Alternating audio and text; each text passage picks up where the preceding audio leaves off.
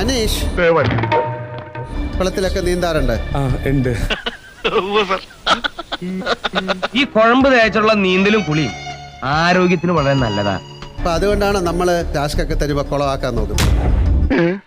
അതിപ്പോ ആര്യൻ ഇപ്പൊ ഇത് ഞാൻ കുളമാക്കി തരാം എന്ന് പറയുന്ന കേട്ടു. ഇല്ല ചേട്ടാ, ഞാൻ അങ്ങനെ എന്റെ ഭയ ഞാനൊന്നും പറഞ്ഞിട്ടില്ല. പറഞ്ഞോ? പറഞ്ഞില്ലെന്ന് പറഞ്ഞാൽ എനിക്കൊന്നും ഓർമ്മ വരുന്നില്ല ഈശ്വര. നീ കിടന്ന് ഉരുളൊന്നും വേണ്ട. മുതലാളി ഒരു പ്രാവശ്യം പറഞ്ഞിട്ടുണ്ട്, മുതലാളി മറന്നുപോയതാ. നീ പറയും. എനിക്ക് കിട്ടിയില്ലെങ്കിൽ ബാക്കിയുള്ളവർക്ക് കിട്ടണ്ട എന്നുള്ള ചിന്താഗതി പലർക്കും ഉണ്ടായിരുന്നു. അപ്പൊ നീയോ? ഞാൻ നേരത്തെ ടൈപ്പല്ലല്ലോ. അതെ, മറ്റുള്ളവരോട് ചോദിക്കട്ടെ. ഒനിയിലുണ്ടായിരുന്നു, എനിക്ക് തോന്നുന്നു ആദിലൊക്കെ ഉണ്ടായിരുന്നു. അനുമോൾ ഇത്രയും സ്ട്രിക്റ്റ് ആകണമായിരുന്നോ? കൊളവായോ? ഇതുവരെ ആരും എന്നോട് ഇങ്ങനെ പറഞ്ഞിട്ടില്ല. ആരാണ് ഈ ഗെയിം കുളമാക്കിയത്? അനീഷ്.